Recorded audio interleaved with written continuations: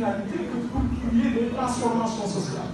Or, si les politiques publiques ne sont pas efficaces, les transformations sociales ne sont pas rendues. Or, l'un des grands problèmes en Afrique, c'est la question des transformations sociales. Transformations sociales qui permettent à la société de connaître des bons qualitatifs, transformations sociales pour lutter contre l'analphabétisme, résoudre les questions de santé, mais également les questions d'autosuffisance alimentaire.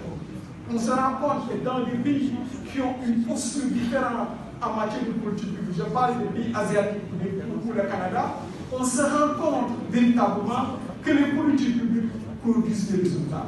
Et ces résultats permettent véritablement d'aboutir à des changements maîtrisés. Et ces changements maîtrisés sont le fruit véritablement d'une vision sociale partagée par l'ensemble de la population. Et ça, c'est une autre leçon apprise. Et in fine, le problème qui se pose pour les États africains et pour le Sénégal, c'est que l'État n'est pas parvenu à construire la citoyenneté. Parce que les changements sont portés par les citoyens. Les mutations sont portées en fait par des agents fonciers. Donc si la citoyenneté n'émerge pas, ça pose un problème. La question de la citoyenneté est une question centrale.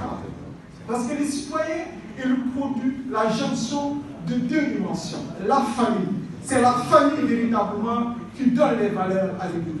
C'est la famille qui fixe les entrepreneurs. C'est la famille qui permet à l'enfant de savoir ce qu'il doit faire et ce qu'il doit faire. Il y a une crise.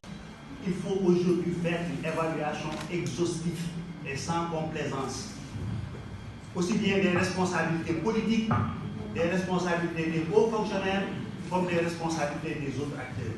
Si nous voulons demain avancer vers une administration encore beaucoup plus importante. Ce qui fait qu'on se pose la question, effectivement, chaque fois nous avons des solutions. Mais comment on va faire?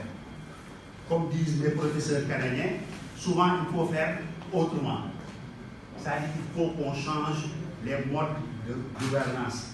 Les modes de fonctionnement de nos organisations sont complètement désuets.